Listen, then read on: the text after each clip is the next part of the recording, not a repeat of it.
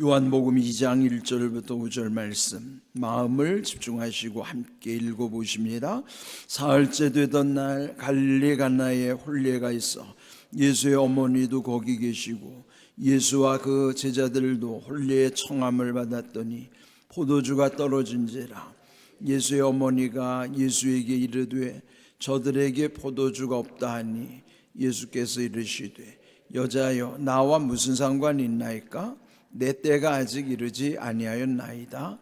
그의 어머니가 하인들에게 이르되 너희에게 무슨 말씀을 하시든지 그대로 하라 하니라. 아멘.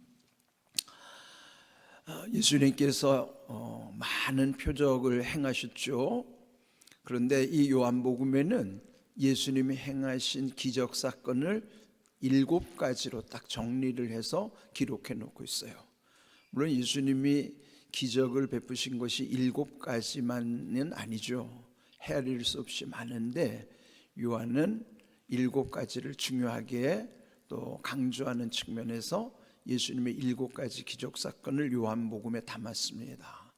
네, 오늘 읽은 우리의 말씀은 예수님의 첫 번째 기적 사건이에요.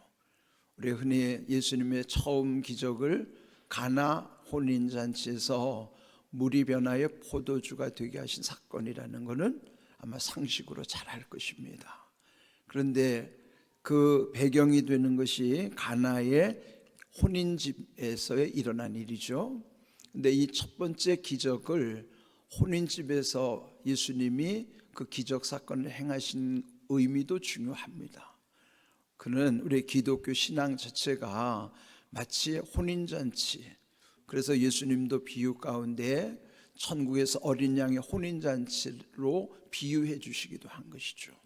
또 우리 그리스도인들은 또 이 땅에서도 주님과 함께 이 결혼을 한 것과 같은, 늘 함께 한다는 의미로서는 예수님과 하나 될 뿐만 아니라 또 우리는 이 혼인잔치 집에서의 그 기쁨이 오늘 그리스도인들에게 있어서의 또 하나님께서 예비하신 은혜라고 또 우리는 믿는 것입니다.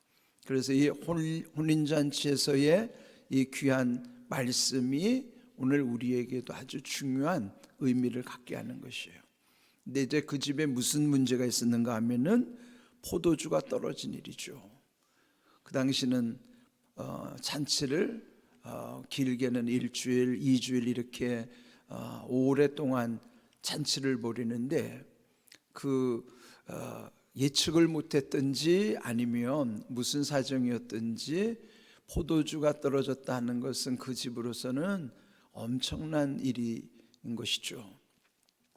그런데 이제 이 사실이 그 예수님의 어머니가 예수님께 알려준 것입니다.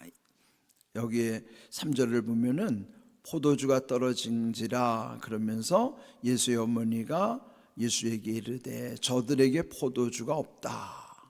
그러니까 지금 포도주가 떨어진 이 문제, 이 사실만 예수님께 말씀을 드린 거예요. 그걸 어떻게 해달라는 요청을 한 것이 아니고 그 있는 형편 그대로를 예수님께 말씀을 드린 것이죠.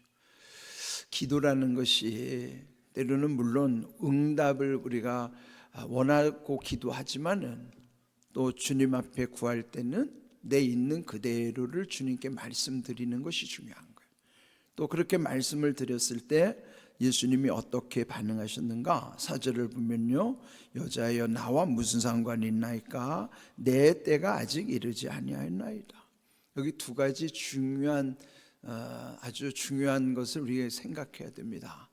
먼저 예수님 말씀하신 것이 나와 무슨 상관이 있습니까? 그는 상관이라는 건 관계를 의미하잖아요. 그러면 오늘 우리도 먼저 예수님과 나는 어떤 상관이 있는가? 어떤 관계인가? 또 예수님이 우리에게 확인하시겠죠.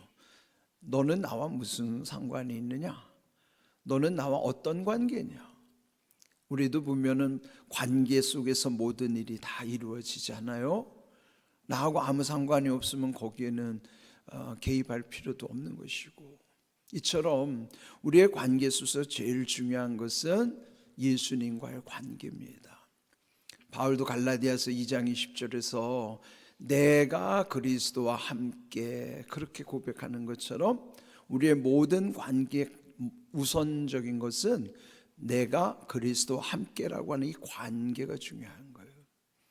내가 그리스도와 함께 관계를 맺고 그 다음에 십자가에 못 박혔나니 그랬잖아요. 내가 그리스도와 함께 십자가에 못 박혔나니. 그러므로 우리는 예수님과의 관계 속에서 십자가를 통과하는 것이 신앙의 출발점입니다. 여기 오늘 주신 말씀도 예수님이 나와 무슨 상관이 있나이까 물으신 것처럼 오늘 우리도 내가 예수님과 어떤 관계인가 이걸 먼저 확인하는 게 중요하고, 또 이 관계를 날마다 마음에 새기고 예수님은 나의 주인이시고, 그렇죠? 예수님이 내 안에 계시니까. 그러면 예수님이 나의 주님이시라는 말씀은 주인이란 말씀이잖아요. 그리고 나의 구원자가 되시고 늘 나와 동행하시는 주님, 이런 관계가 분명해야죠. 그 다음에 또 중요한 거는 내 때가 아직 이르지 아니하였나이다. 그 다음에 중요한 게 뭘까요? 내 때라고 하는 것은 예수님의 때죠. 오늘 우리에게 아무리 내 형편이 다급해도 중요한 것은 주님의 때를 기다릴 수 있는 그 기다림 자체도 믿음인 것이에요. 두 가지 중요해요. 어떤 관계냐? 주님의 때를 늘 마음에 두고 살아야 된다 하는 거예요. 우리가 이제 40일 순례 여정을 지내면서 우리의 더욱 마음에 담아야 되고 더 새겨야 되고 더 돈독히 되어져야 되는 믿음은 예수님과의 관계와 또 주님의 때를 기다리고자 하는 그 우리의 신앙의 훈련인 거예요. 계속 강조해서 말씀드린 것처럼 시편 37편 7절 여호와 앞에 잠잠하고 참고 기다리라, 그런 것처럼 우리가 기다리는 거예요. 주님의 때를 기다리는 거예요. 그래서 여기 오늘 이 4절의 말씀이 나와 무슨 상관이 있나이까 내 때가 아직 이르지 아니하였나이다. 오늘 우리에게도 주님과의 관계, 그 다음에 주님의 때를 기다리는 믿음, 이것을 우리의 마음에 새기고 이 40일 순례 여정을 우리가 이제 지나고 있는 것입니다. 그런데 이렇게 말씀하신 예수님이 언뜻 듣기에는 거절처럼 들려요. 지금 이 집이 다급한 형편인데 예수님은 여기에 아주 적극적으로 관심을 보이시는 게 아닙니다. 나와 무슨 상관이 있습니까? 내 때가 이르지 않았습니다. 그렇게 표현하는 것으로 봐서는 좀 부정적인 것처럼, 그리고 뭔가 거절하는 것 같은 느낌이에요. 이제 여러분, 우리가 신앙의 여러 가지 과정과 절차를 지내는 동안에 그 초기 단계에서는 이런 경험을 하게 되는 거예요. 예수님의 말씀 앞에 어떤 걸림돌이 되는 것이죠. 예수님은 거절하시는 건가? 왜 내 기도에 응답하지 않으시지? 이런 어떤 마음의 불신앙이 싹틀 수도 있어요. 이런 거를 하나씩 이겨나가는 것이 우리 신앙의 과정이에요. 그래서 그 과정을 하나씩 돌파할수록 우리 믿음이 점점 더 온전해져 가는 것이죠. 근데 여기 중요한 것은 예수님이 거절을 하는 것이 아니라 예수님이 우리에게 중요한 두 가지 사실을 확인시켜 주시는 거예요. 그런데 예수님의 어머니 마리아는 그 예수님의 말씀 가운데에서 뭔가 예수님의 어머니로서의 그 분명한 사실을 여기서 또한 하나 여기서 언급해 주는 거예요. 5절, 그 어머니가 하인들에게 이르되 너희에게 무슨 말씀을 하시든지 그대로 하라. 그 하인들에게 지시하는 거예요. 무슨 말씀을 하시든지. 그 무슨 말씀 하실지 모르잖아요. 중요한 것은 무슨 말씀을 하시든지 그대로 하라는 것은 순종하라는 거예요. 전적 순종을 당부하는 것이죠. 우리도요, 이 40일 순례 여정을 지내면서 우리 가운데 주님이 어떻게 응답 주실지도 몰라요. 또 어떤 말씀 가운데 나를 깨닫게 하시고 그 말씀을 붙잡게 하시는지도 몰라요. 그러면서 이 40일 지나는 동안에 무슨 말씀을 하시는지 기대할 뿐만 아니라 무슨 말씀을 하시든지 그대로 해야 하는 거예요. 순종이 요구되는 것이죠. 근데 여기 하인들은 그 말씀대로 순종을 한 것입니다. 거기에 두세 통 드는 돌 항아리 6에 물을 가득 채우라고 했더니 가득 채웠습니다. 뿐만 아니라 이제는 떠서 연회장에게 갖다 주라 했더니 갖다 주었습니다. 그런데 이 하인들이 볼 때는 지금 그 6 항아리는 다 맹물이잖아요. 그냥 물이잖아요.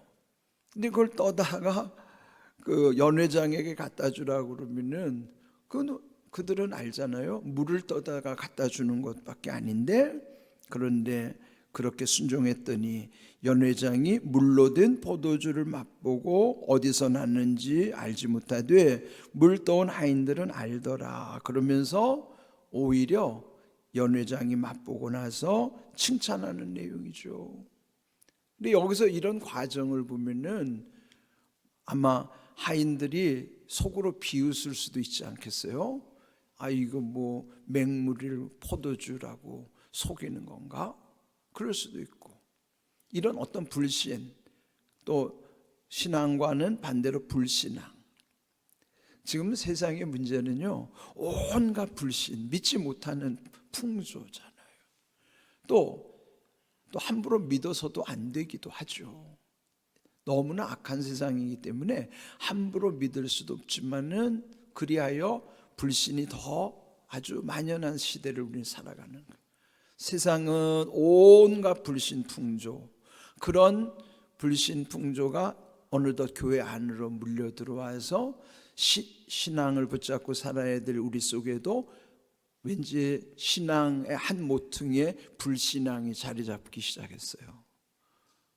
우리 안에 하나님과의 관계는 신앙의 관계인데 어느덧 내 속에는 불신앙에 들어오기 시작하는 거예요. 세속화의 영향으로 인해서 세상의 불신이 신앙의 공동체에서는 불신앙으로 조금씩 좀을 먹고 있는 것과 같은, 지금 이런 이 세상의 문제, 교회 안의 문제, 교회 밖은 불신의 문제, 교회 안은 불신앙의 위기가 점점 도사리고 있는 거죠.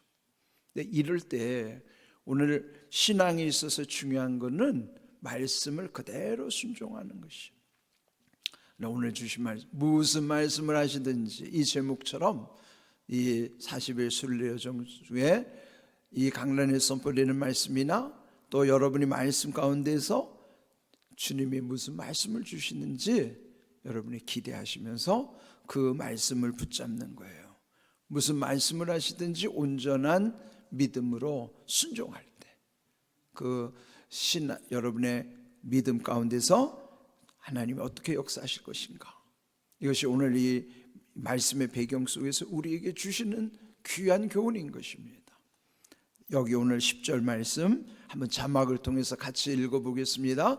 말하되 사람마다 먼저 좋은 포도주를 내고 취한 후에 낮은 것을 내거늘 그대는 지금까지 좋은 포도주를 두었도다 하니라.